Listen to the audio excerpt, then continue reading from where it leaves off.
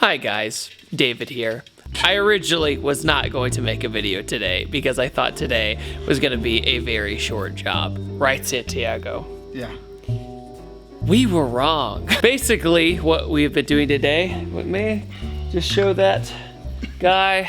This is a Godspeed lower control arm for an E36. We thought it was going to be a very simple job because every other car I've ever done lower control arms on have not been this difficult. And I thought it was my duty with a YouTube channel to show people how you have to do this because I think a lot of people are going to get stuck doing this. So Santiago, our biggest struggle was finding out that you had to lift the diff up. Wait, it's a paradox, right? In order to get to some of the bolts you need to remove for the control arms, you need to remove bolts of the diff in order to jack up the diff, in order to take out the bolts for the control arms.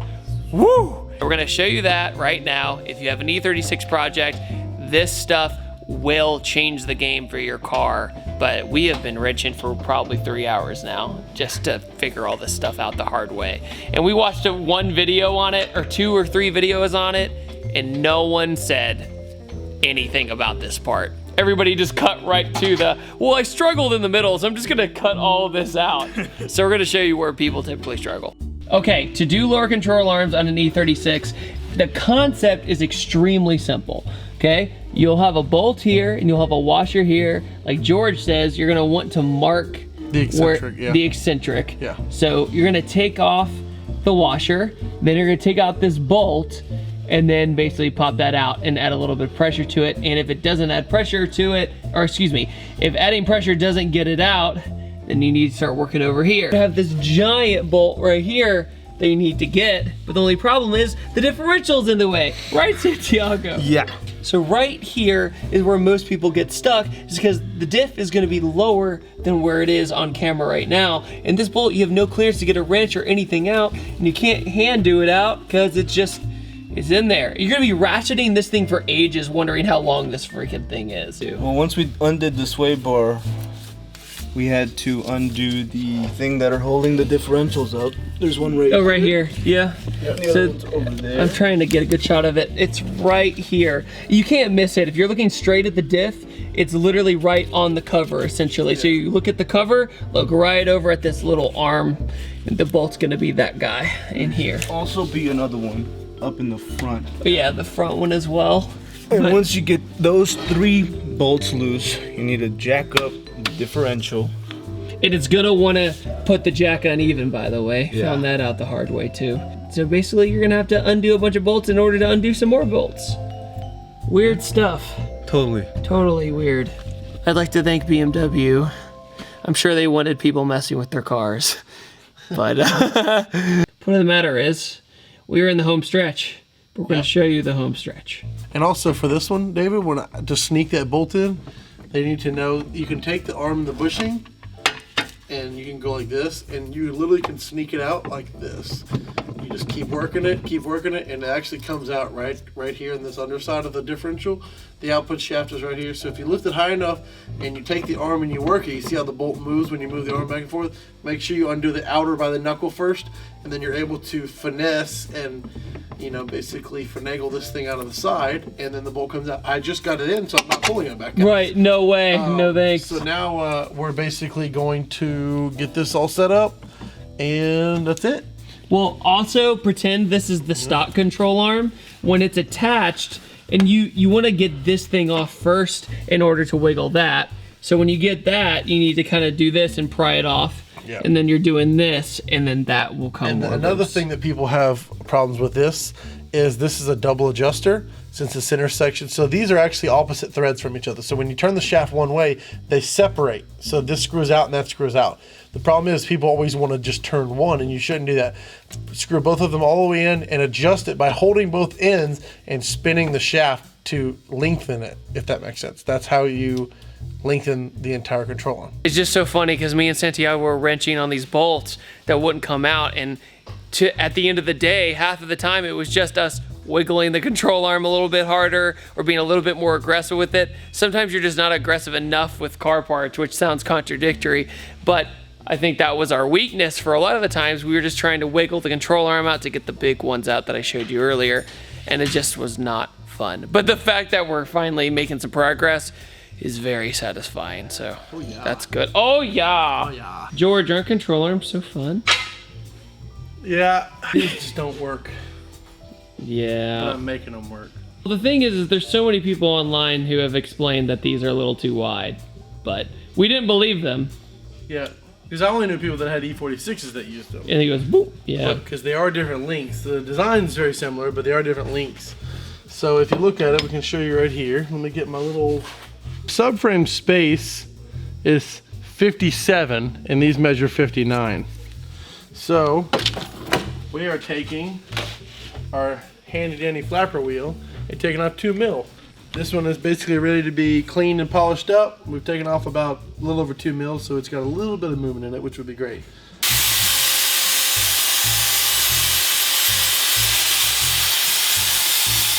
We'll zero out, compress it. Look at us. 56.7. Just like that. And I measured the inlet part of the control arm at 57 exactly, like 57.1. So, Money. Look at that! See what happens when you actually measure something before you do it? Dang, who would have thought doing something right? Oh God, man. Doing it right the first time is so hard for so many people. That is the cheapest pair of digital calipers that I've ever bought. They're plastic from Harbor Freight. But you know what? It's better than guessing. Get it roughly aligned. This is the piece that goes on the other end. It's the same thing.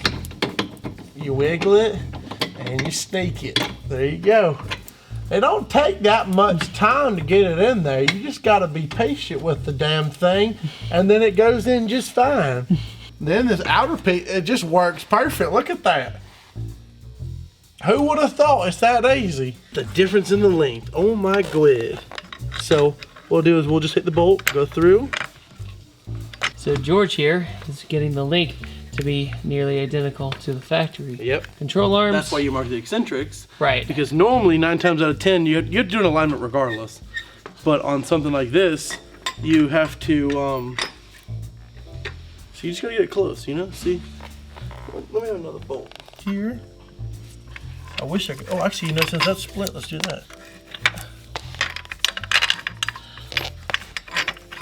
So you look at the bolt. Get it even. Yep. Ingenious. Meanwhile, in 350Z land, how things going, dude? Did you get all the water out of your ECU yet? No, it's still dripping. I think it has a virus, actually. Pornhub. The Independence Day virus got into your ECU. Look at all the water in there. Oh my god, you are kidding. It's flooded. Why, Nissan? Why? You toss it in the pool or something? No. Wanted to go swimming in tandem. I'm over here scared to strip these bolts for 2 hours straight. And then George is like, nope. Listen, it is 9:18. I'm ready to clock out. David, it's tight. Now I need the strongest man alive to come over here and pull this knuckle up for me. I don't know, man. Do you see these arms? Skinny boys. That's it. Okay, hold on. Almost there. Keep going. All right, you're good. If you pull an eccentric off on any car, it doesn't matter if you're pulling it off forever or not, you should always mark it. Because screwing up somebody's alignment will piss somebody off. Green and red. What song is that? I don't know. It's just a song that I made up in my brain. Sick!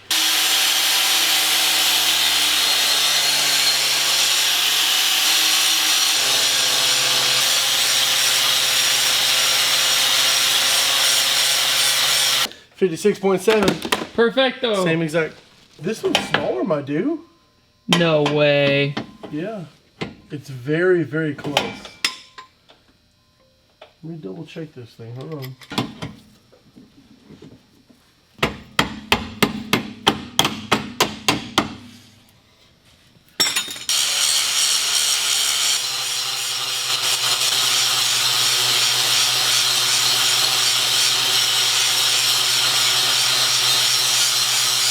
Okay, so best course of advice with this control arms kit is if you're gonna do a welded diff on your E36, do the lower control arms at the same time, because it'll be so much easier to have the diff already out, and then you can just literally bolt them on. The number one problem with this miniature, I guess you could say, day of project is, or what could I say, part install, is the diffs in the way, period. And it's a very, very weird design overall. I'm sure BMW had their reasons, but it's very strange. But when they're installed, they look very nice, especially after George had to grind them down, which is ridiculous. Yeah, the spacers were definitely too thick.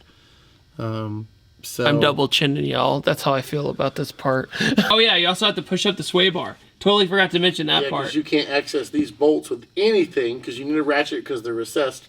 So you got to pull the sway bar out, push it up so you can access the 2 differential. Yeah, the way we did it was unbolt sway bar. Then we had one person push this all the way up. Then I ratcheted this one, and then the same process on the other side. We had to grind the in down, unfortunately. And after that, we had to get these guys back on, which is good because basically George nailed the measurements, which was awesome. Yeah. So the alignment should be within, maybe a half a degree of where we were before. So now the next step of this car is to get a beautiful alignment, because you shouldn't go drifting with a bad alignment. Because that's basically asking for it, 1, into a wall. 2, if you're learning like yours truly here, you don't want to learn in a car that has a bad alignment, because then it's not even drifting anymore. You have to have the consistency. Yeah, you would have no consistency. It will not drift the same left and right. No, absolutely I don't not. care what anybody says. I just don't care what anyone says.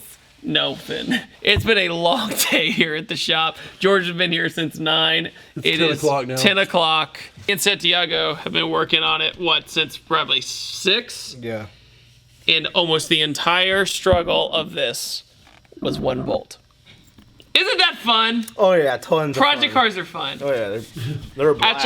I actually do think project cars are fun, and I know that George thinks project cars are fun. Project cars are fun. I like this stuff. But at the same time, it's a lot of problem solving, and this was a ton of problem Listen, solving. if this was an S13, oh my God, it'd be 20 so easy. minutes. Same with the Mustang. The Mustang, it's literally a control arm that goes from here to there, and it's just bolt off. Yeah. Easy peasy. But no. High five on each side. Bam. We literally did a welded diff, an angle kit, all this stuff. And George over here like, oh yeah, boys, you guys got this. It's fine. And then you get under there and you're like, oh. I could have shaved an hour off if I helped y'all pull it apart. Yeah, just a tad bit. Probably. It's already on the...